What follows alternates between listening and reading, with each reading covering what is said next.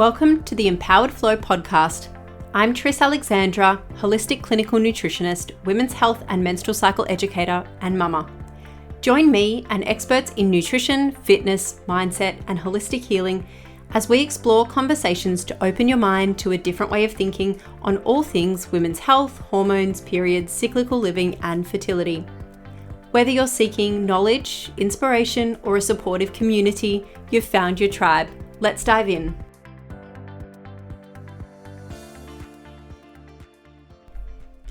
Today, I chat with Dr. Ashleigh Kaye Ryan, who is an osteopath and clinical Pilates instructor, as well as one of the co-owners of Limbr Health, which is an incredible multi-modality clinic in Kew in Melbourne. Now, Limbr has services including osteopathy, physiotherapy, remedial massage, clinical Pilates, reformer Pilates, strength and conditioning, and they have a really great infrared sauna. Now, Ash has a really big passion for working with clients not only who suffer from chronic pain conditions, but she works really closely with pre- and postnatal women to ensure they have a healthy, pain-free pregnancy and are able to return to normal activities as soon as possible after birth.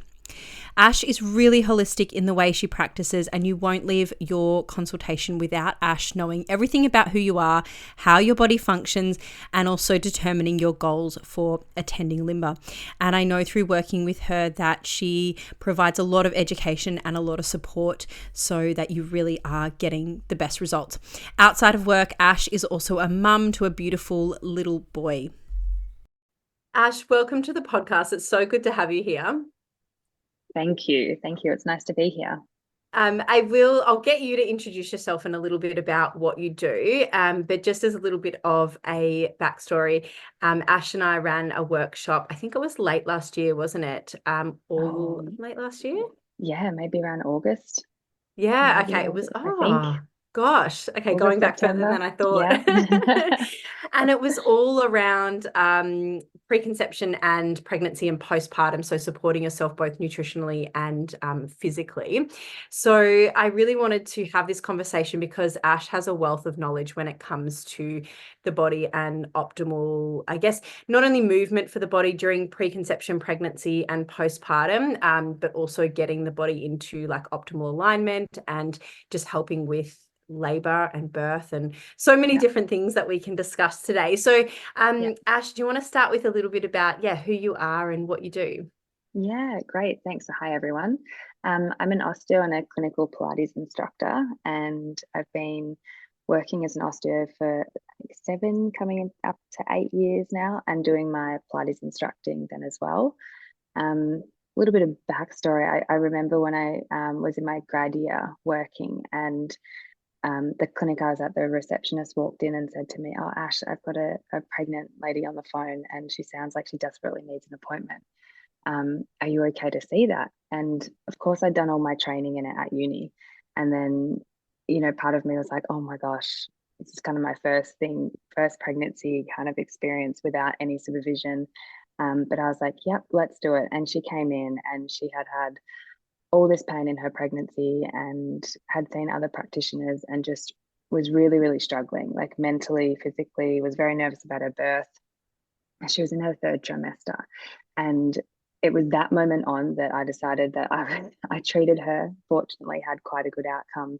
And I kept continuing to see her up until birth, but she was put on bed rest, which I didn't wholeheartedly agree with, but I just felt a little bit out of my scope at the time. But anyway, that's a little bit of a background as to why I fell so in love with treating pregnancy and wanting to do the best I can do for women in this position. And, I hadn't had much exposure to it. So that was, 7, 8 years ago. And I kind of dedicated a lot of time to prenatal care. And then that's developed into a lot of education. And as you said, we did our workshop together, which was great. So now I'm director of Limbr Health, and that's in Kew. So osteo clinic, we've got physios, remedial massage, infrared sauna, and we have staff that do a lot of pre and postnatal clinical Pilates care. So that's where I'm at now, and obviously loving to do podcasts like this with people like you who want to get the knowledge out there and help women as best we can. Yeah, amazing. And it's such a beautiful space at Limbr as well. So I go there Thank obviously you. for my osteo treatments. I was going there even before pregnancy, and then now getting treated during pregnancy, and will continue postpartum. And then even so post my last pregnancy, I started getting back into strength training, and was just finding that I had a bit of an issue with one of my hips. Was really causing Your me right hip. yeah, my right Yeah. hip, causing me so much like pain, and just I couldn't train properly, and I didn't have the movement in it. And so came in and had some treatment with your husband, who is the co-owner, co-director of Limbr, who has been my osteo for a very, very, very long time. And he then passed me on to you to do some clinical Pilates, which was just like hands down the best thing I did for my postpartum recovery. Thank you. Yeah, it was great, wasn't it? Yeah. Just not even like, yes, for the injury rehabilitation, but really just to re-strengthen and reconnect like core and glutes and all of those things, because, you think about our bodies change so much during pregnancy and birth, and it's so much strain on the body. And then afterwards, everything's kind of got to come back in and come back together. And yeah, and that obviously like all happens at different times for people, whether or not, how big you got in your pregnancy, how much fluid you were carrying, whether or not you're breastfeeding, so the hormone changes, and everyone's just so different. So managing case by case to kind of nurture them, back to health. Well, no, that's not the best way to say it, but back to, what they were pre-pregnancy, to kind of really get back into their usual routines. And yeah, that's really important. Yeah, for sure. And even it even differs pregnancy to pregnancy, because I know now, being in my second pregnancy, like you notice things change quicker or change differently than they had last pregnancy. And yeah, so I'm sure I will be back postpartum doing more clinical Pilates to get back into things. You will be fine. You've looked after yourself very well, Tris. On that thought then, like I'd really love to talk about like the importance of movement and building strength, maybe prior to trying to conceive, or just maintaining that, optimal movement in the body, and how doing this can help to optimize pregnancy or labor or birth outcomes. Yeah, so I would say preconception is arguably the most important time to dedicate yourself to some form of strength and movement.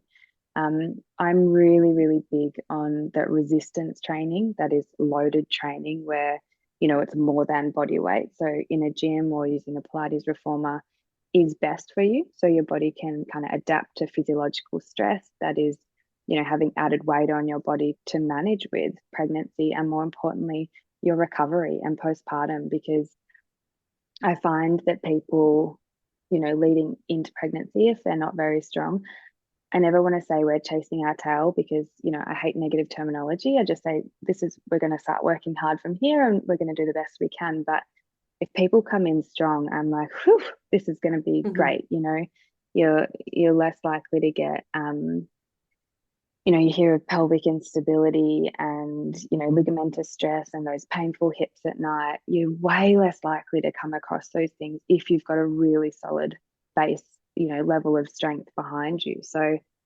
especially for your first, more importantly for your second, which, again, is so hard because people just don't have the time when they've got a toddler running around, or they're trying to work and they're juggling a million things. But if you can be really strong in preconception, that is the most important thing. And yeah, I just want to clarify again, my number one point is it's resistance training. It's loaded stress on your body. That's more than just body weight. It's more than yoga. It's more than just walking, and it's more than running.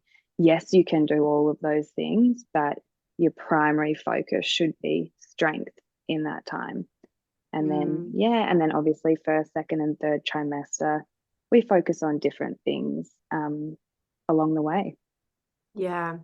I've definitely noticed, even going into my second pregnancy, I haven't had as much time just juggling like toddler and work and stuff to dedicate to strength training as I did. Yeah, it's hard. Prior to my first one. It's so hard, but absolutely I've kept consistent and still maintained consistency through my pregnancy. And I feel like I definitely attribute both that and doing a lot of body work, like as in getting osteo treatments and having that body work, Yeah. Yeah. to not like, touch wood, I'm 35 weeks and I haven't had any significant pain and things. And, I come in for a treatment and I get all the niggles worked on and then feel really good again. No, and that's so good. And it's so good to point out that like niggles and tightness in pregnancy is so common. And if you don't experience any of that, you're doing very well. I'd say you're in that like 10% of people. But um niggles and tightness is very different to pain. And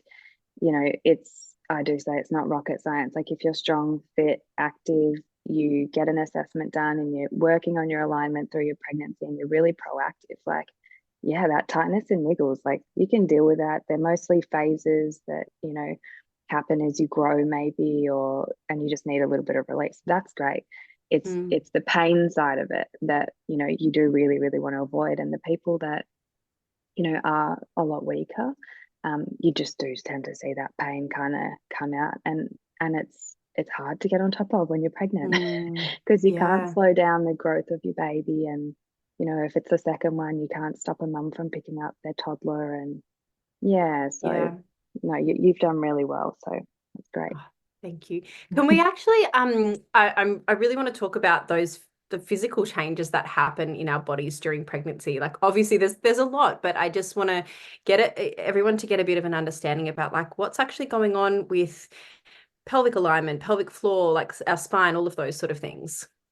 This is a big question, but I'll try and narrow it down. So I think I would say maybe there's definitely two. We'll go with two main things to make it easy for everyone. You obviously have a lot of anterior growth or anterior weight. So that is, through the uterus and the baby and your breast tissue. You've got a lot more load sitting on the front of your body. So the first thing is with that, we get a lot of spinal curvature changes. So day to day, prior to pregnancy, your spine would sit in a certain curvature, which is, let's say, that's more on the minimal side. You don't see huge curves, huge hunches, or huge arch backs. But when you become pregnant, to compensate for that uterine and baby growth, you get the big swaying of the lower back, and maybe the breast tissue is pulling your shoulders forward a little bit more, the weight, so you get a little bit more of a hunch through your thoracic. So, and then, because of that, we get our neck kind of tends to jump forward, and then you get, more of a sway in your neck. So that is the main thing. You have a huge change in center of gravity. So the spinal alignment and all the muscles and tissues that are holding you in place with that change, that's what can get tight. And that's what sometimes it's really good to get a tune up for and just assist the body with those changes. They're huge, huge changes. It's amazing. And I've actually taken photos, I think of one client prior and post, well, towards the end of her pregnancy, and the spinal curvature change is just huge. And she was doing so well. She's just fit and active. It's just, wow. It was just looking at the change was massive. And then the second one is pelvic floor, of course. Like your pelvis, we want that width, we want that expansion, we want the hips to get a little bit wider. We want to optimize the pelvic outlet and make sure we've got as much space as we can for that baby to descend really nicely and reduce the risk of tearing and everything. So the pelvic expansion, which we want, and then the pelvic floor, so the load that comes onto that pelvic tissue. And another thing to point out, so the first one being spinal, and the second one, if we focus on the pelvis, the width and the pelvic floor, the weight of the baby and the uterus, the pressure on the pelvic floor alone, this is regardless of if you're choosing to have a C-section or if you're going for a vaginal delivery, the stress on that tissue is huge. So they're the two main areas I think I really focused on, and they're things you need to be aware of during pregnancy. Yeah, and actually, as you were talking, then I just found myself sitting in my chair. I was like, "Oh, I better sit up a little bit straighter, minding my posture." I know my like shoulders are rolling forward. Um, Yeah. can we talk about how much we're sitting? Like, I want to talk about movement, but I Oh, really want to actually talk about how much we sit every day. And obviously, it's hard to avoid because a lot of people have office jobs or they have jobs where they're sitting most of the day.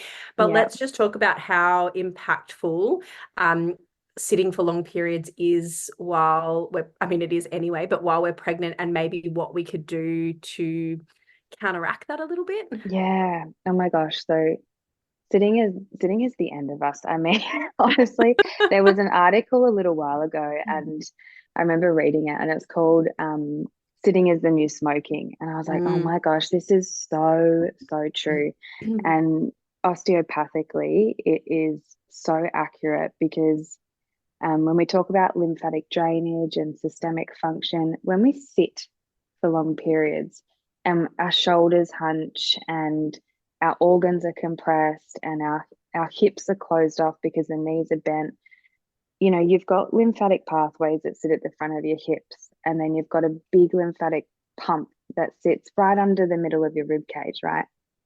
And if those areas are compressed, you just have a lack of, you have toxin buildup.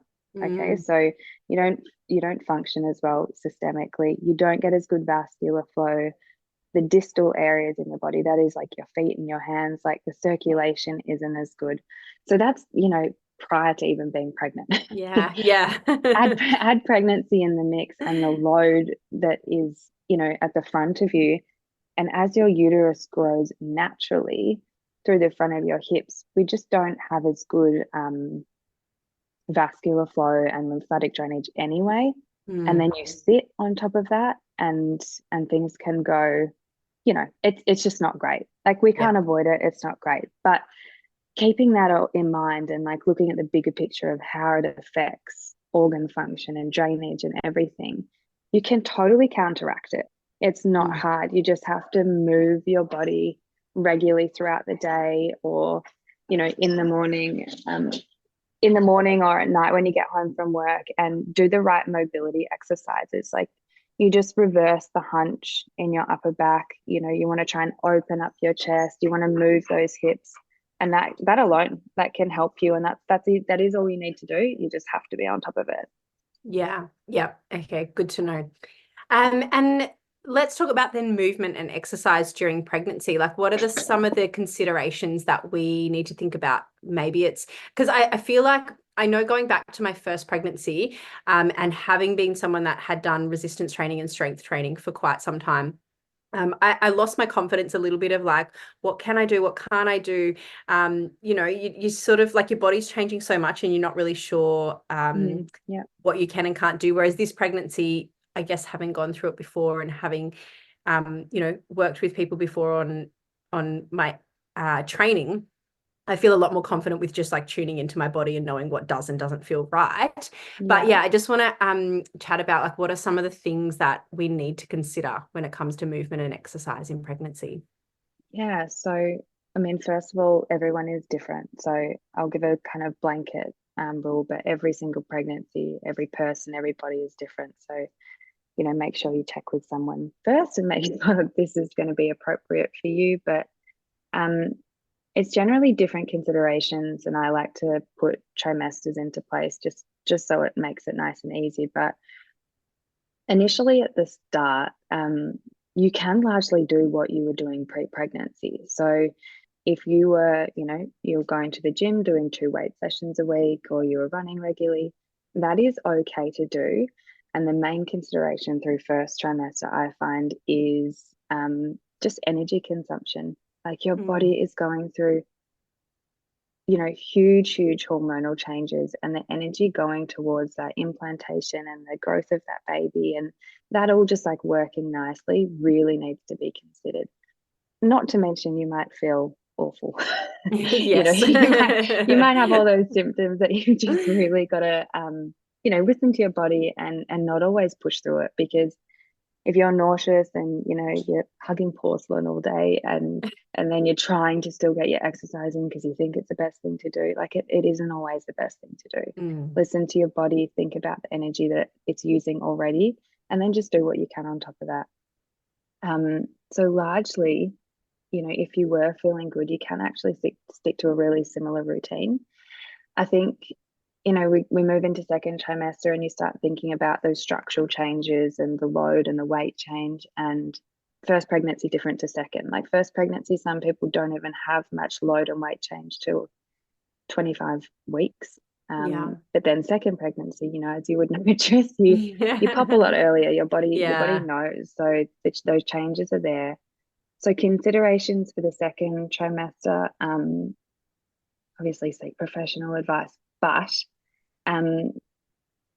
the resistance training and posterior chain. So we talk about training your upper back and body and your glutes, your hamstrings. So everything along the back of you want really, really strong to help counteract that weight and load through the front of your body.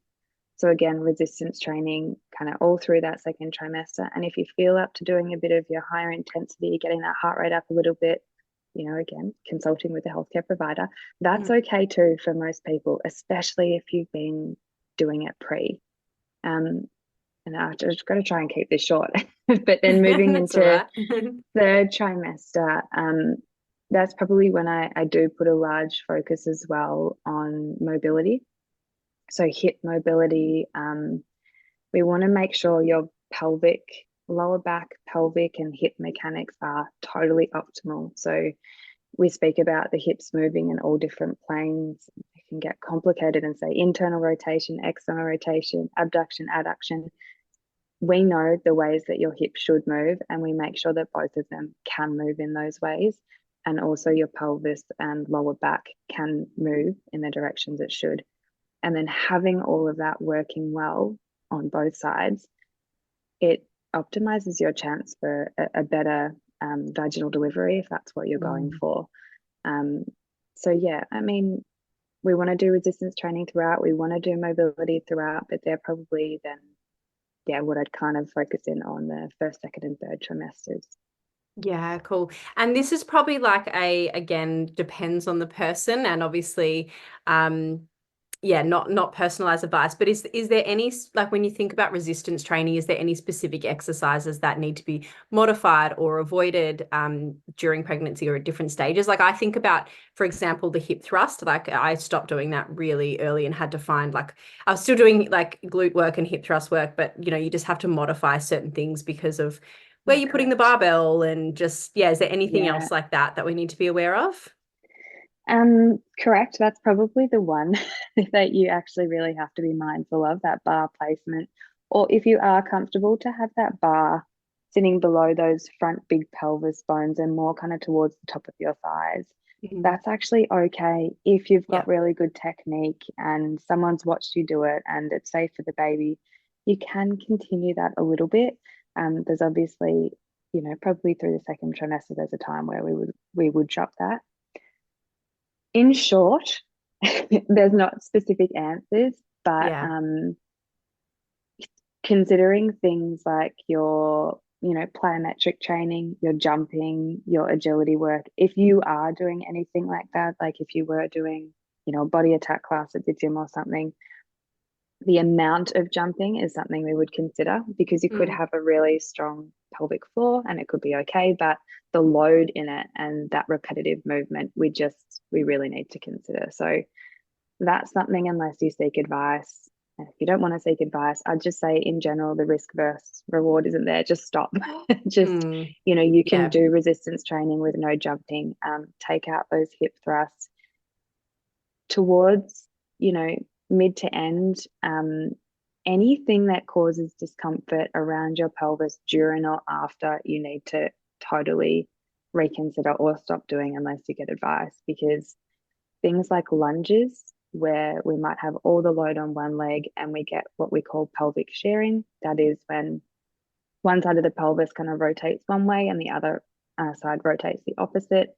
That sometimes can be too much for the pelvis as well. And then you can get inflammation, and then, you're chasing your tail to try and get on top of that. So in short, yeah, your pelvic thrust, any jumping, agility work that might be too much stress through the pelvic floor with that added weight, and then anything that's too much single leg focus where you get that big pelvic shearing, and you're just risking those ligaments kind of getting a bit angry and then tired and inflamed. Yeah. Yeah, maybe those three. Yeah. And I think, firstly, I think so important to actually seek, professional advice. And then secondly, also listen to your body. Because I know for this pregnancy, just recently, probably in the last week or two, I was still doing some single leg work. And then I started doing it, and I just noticed the difference. And I was like, oh, that doesn't feel quite right anymore. And so, you just kind of know in your body, like, nope, that's not right anymore. And I'll stop doing that and do something else. And you're someone that listens to your body. So that's amazing. And I can't, I wish the majority was you.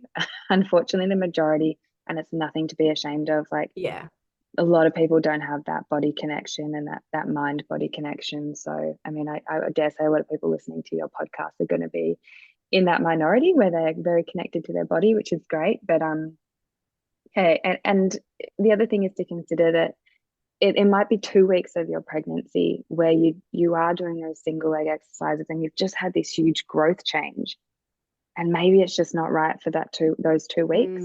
Like maybe we just, you step back and you do your double leg, slow controlled movement, and then as your body adjusts and get used to it, maybe you can reintroduce them single legs. So there's those considerations throughout where you have growth change, and then there's towards the end kind of where you're at where you're like, okay, this is just the load's there now. The baby's only a few weeks away, if that, and I need to change what I'm doing. Yeah. And I would say, just on the body awareness thing for anyone listening, like it takes time to build that connection with your body and build that awareness with your body. I've been training for a long time, and that's where it's come from. I certainly didn't always. I was the very uncoordinated child. Okay, so I was terrible at sports. I was terrible at any sort of movement. I didn't get into any sort of exercise until my 20s. So I certainly haven't come from like a sporting background. So if you don't feel like that, you absolutely can build that body awareness. Just wanted to share that.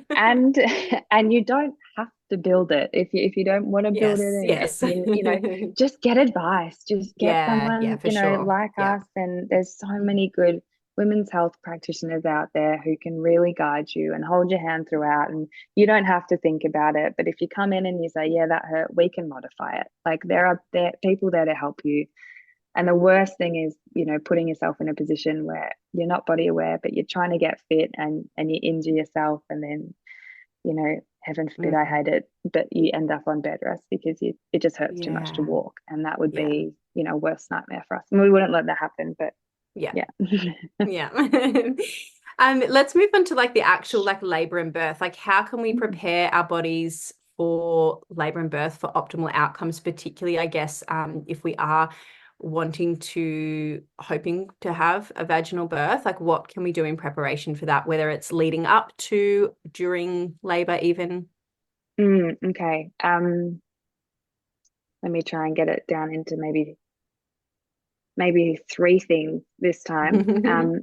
Throughout, I mean, I'm an osteo. I'm so pro hands-on help with alignment and getting that assistance and someone else looking at your body and realizing maybe that the pelvis on one side isn't sitting as it should. And we talk about the pelvis alignment, because if the pelvis is sitting really even, it means, we talk about the pelvic outlet, which is where the baby comes out of the vagina, and that soft tissue, that pelvic floor. If everything's level, that pelvic outlet space is the biggest it can be, which is what we want, because when it's big, we've got space, we've got movement, you reduce the risk of tearing. So osteopathic or physio or whoever you want to see, treatments throughout your pregnancy to optimize your alignment, I would say, is very important. The second one is seeing, a physio or women's health osteo to check internally for your tension through your pelvic floor. So, you've got a left and right side of your pelvic floor. Some people can be really tight and weak. Some people can be really tight and strong. Some people can be, loose overall and then maybe weak. And that's where you start to see these incontinence or some leakages. And, I don't want to say most, I can't really put a number to it, but a lot of women in Melbourne are go, go, go, go, go. We're kind of more that type A where we need to do everything. And, a lot of us are maybe career driven, and there's just a lot on our plate. So stress and having a really, really tight pelvic floor and not really being able to relax, it's quite common. And if you've got a pelvic floor that's really, really tight and the muscles are already contracted, and then you sneeze and you add, weight onto that, and then you get leakage, that can be because you're overactive in your pelvic floor and you actually need to learn how to relax. If you can't relax through your pelvic floor when you're giving birth, you will increase, unfortunately, the risk of tearing or the need for an episiotomy. So you just want to get it checked. Most of you could be totally fine. And I would say, so treatment is the first one. And the second one is get an internal assessment for pelvic floor. To me, I'm pretty anti ultrasound. I'm not anti it. I don't think it's the best method. I think hands-on internal check by another practitioner, obviously got their gloves on, they use beautiful, nice natural lube, and they just test both sides of your pelvic floor, contracting, and relaxing,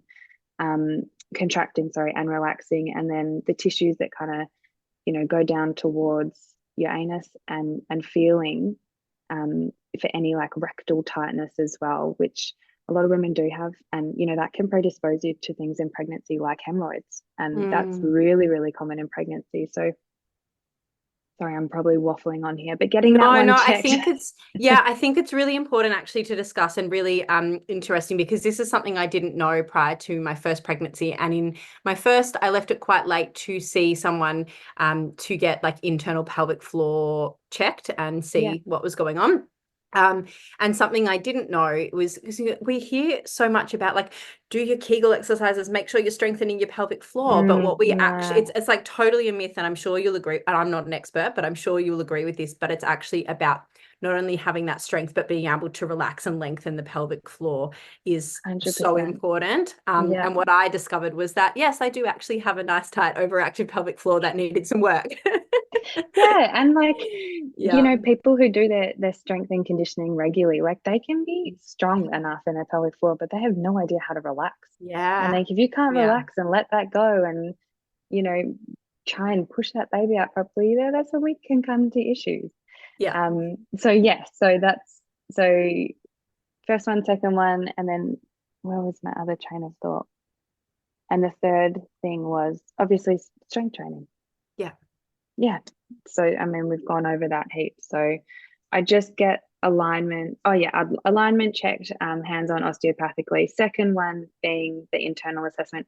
And then the third one, I can talk to you about mechanics for your delivery, but the best thing for your delivery is making sure, and we touched on this earlier, the lower back and your pelvis moves properly, the hips move properly, internally and externally, and then obviously the best birthing position for you, which for most women, standing, maybe second, all fours, and then laying on your side, and then the least preferable, but totally fine if that happens for you, is on your back.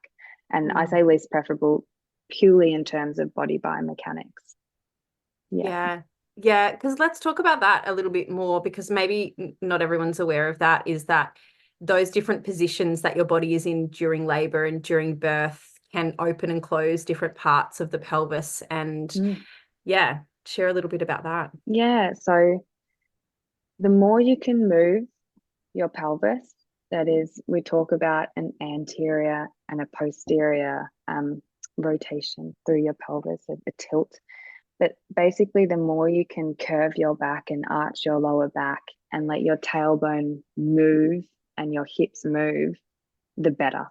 And the tailbone especially. So if you can have that moving freely, that's almost like, think about it being like a little hatch that needs to open and close throughout different stages of your labor, as the baby moves down. And if you're standing, you have total control over that. So, you can have your legs out wide, you can have your legs in close, but your lower back and pelvis is able to move freely. So that will, again, reduce the risk of tearing, or the need for episiotomy intervention, and the list goes on.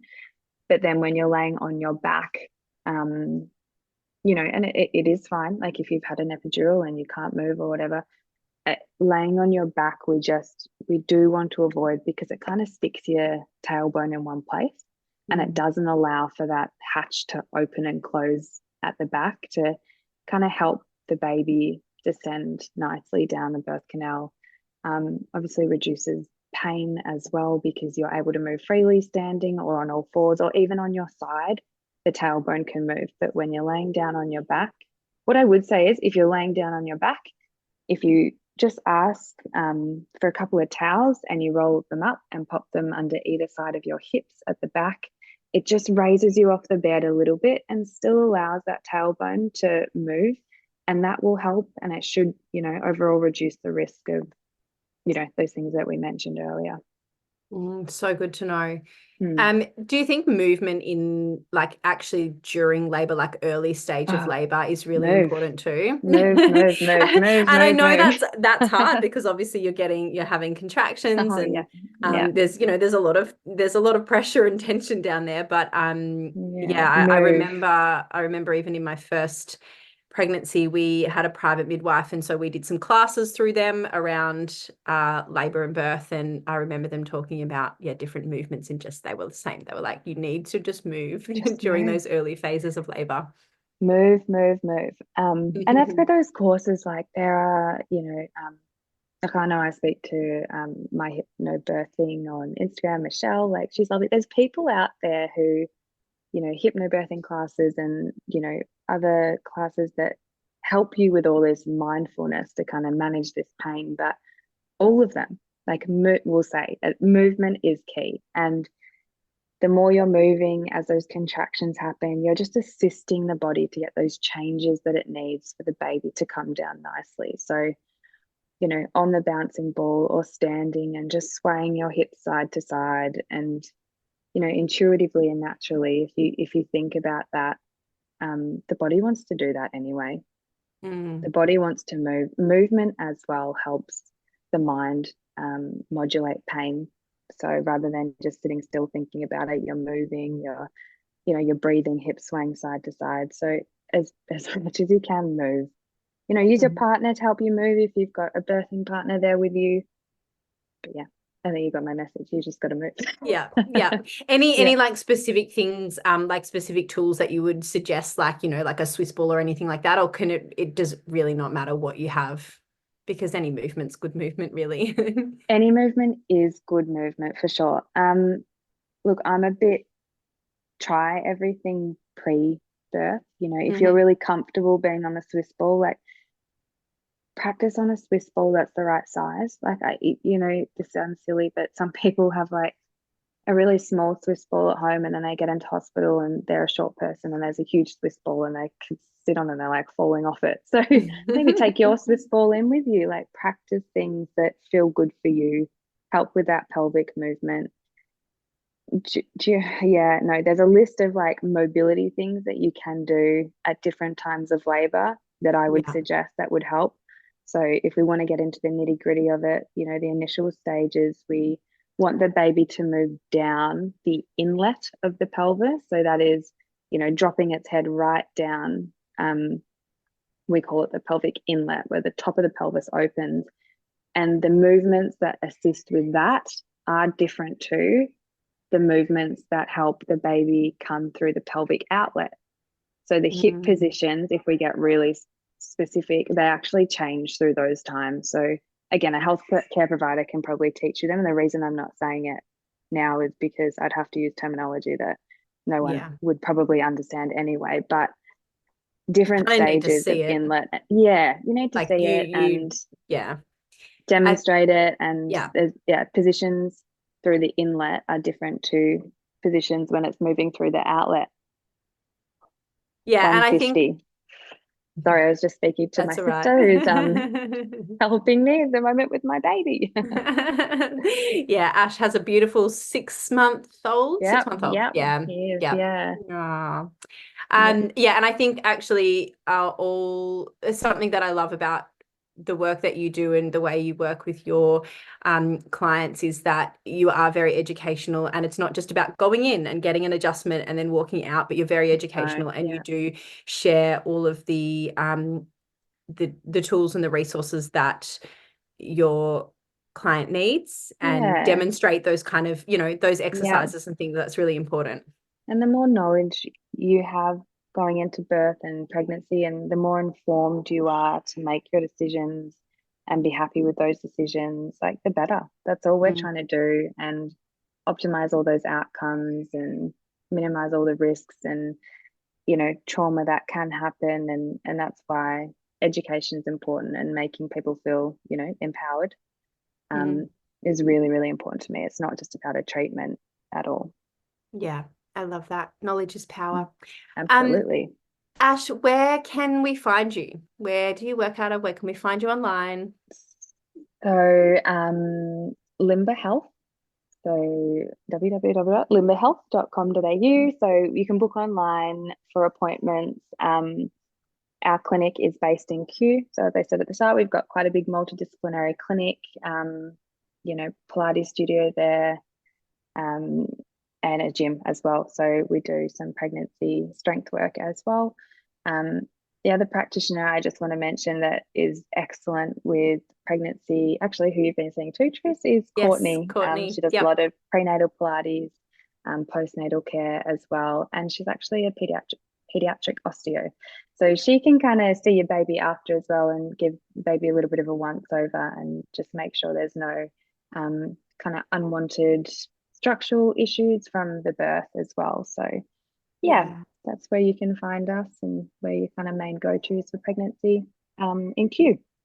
Amazing. And I'll share the links in the show notes as well for anyone looking for them. But we actually did, with our son, had some osteopathic care after he was born as well, just for just to make sure everything was nice and aligned, and everything was fine, particularly after his birth. Like, it's just, I think it's really important. Oh my gosh, it's so much for them. It's so much for them. And some babies get really comfortable in one position in utero, and then my baby was a classic example of that. He wanted to be in the same position kind of throughout pregnancy, and then they can get neck preferences, which can affect feeding on one side, or even bottle feeding if you're holding on one side all the time. So just things like that to consider: their neck, their development, how all those joints form. So I'm big on it. Just get your baby checked. It might be one quick, I've seen babies in 10 minutes and done a structural assessment on them, and I'm like, I do not need to see this baby again. It's great. Awesome. But you want to intervene if there is any preferences or pulls otherwise. Yeah, for sure. Well, thank you so much for all of that, Ash. Thanks for sharing all your welcome. knowledge and your wisdom. Thanks for joining us on the Empowered Flow podcast. If you enjoyed today's conversation, I'd love you to share it with a friend and take a moment to rate, review, and subscribe. Your support means the world and fuels our mission to empower women everywhere. You can also reach out to me on Instagram at Tris Alexandra Nutrition. Sending big love. I'll catch you in the next episode.